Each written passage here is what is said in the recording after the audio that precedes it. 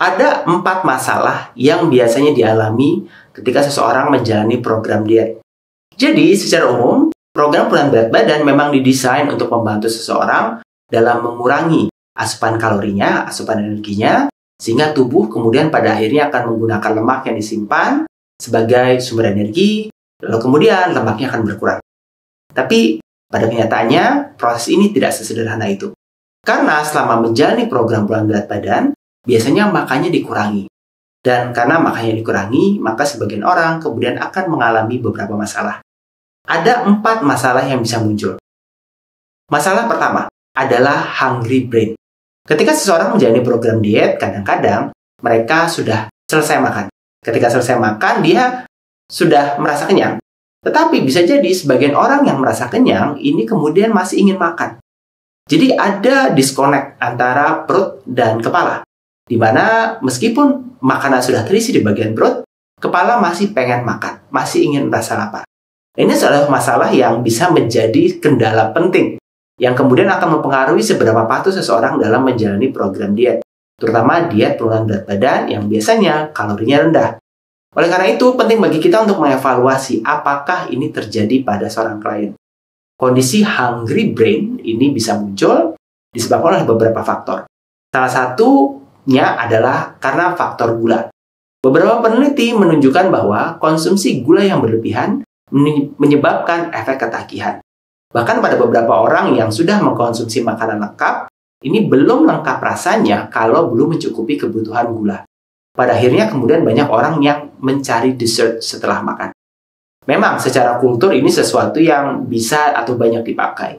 Tapi permasalahannya adalah ketika dalam menjalani program weight loss, di mana asupan kalori dibuat strict, di mana asupan manis ini harapannya bisa dikurangi secara drastis, apakah kemudian hungry brain tidak mempengaruhi dari kepatuhannya atau ke dalam proses klien menjalaninya?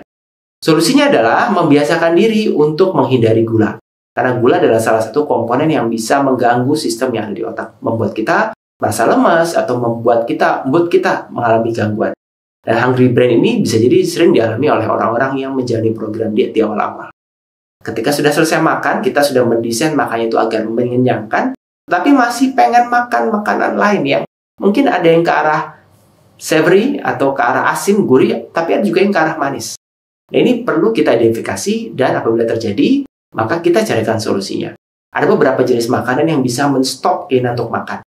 Beberapa produk seperti teh itu diperkirakan mampu memiliki efek untuk appetite regulation atau mengurangi atau mengendalikan nafsu makan. Tapi memang setiap individu akan beda-beda. Kita perlu mencari alternatif yang sesuai pada klien atau orang tersebut. Selain hungry brain adalah hungry gut. Bedanya apa? Hungry gut ini adalah kondisi di mana klien merasa lapar, bahkan setelah makan atau beberapa menit, beberapa jam setelah makan. Secara normal, orang kan makan setiap beberapa jam, mungkin 3-4 jam setiap kali makan. Misalnya kita makan siang, jam 12. Biasanya kemudian kita mulai lapar di jam 4. Lalu kita kemudian makan snack atau selingan. Kita bisa mengarahkan klien atau kita sendiri, kemudian makan buah. Kita makan apel, makan anggur misalnya, atau makan jeruk, pir, dan sebagainya. Tapi permasalahannya adalah, terkadang orang habis makan jam 12, jam 2, jam 1 masih lapar lagi. Ini adalah kondisi yang disebut hungry gut, di mana proses pencernaannya ini berjalan dengan lebih cepat, sehingga makanan dapat dengan mudah masuk dan keluar, yang pada akhirnya akan membuat orang menjadi craving dan ingin makan lagi.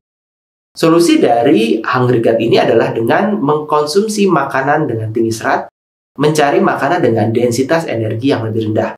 Sebagai contoh, kita meningkatkan proporsi atau jumlah dari sayuran dan mengurangi nasi.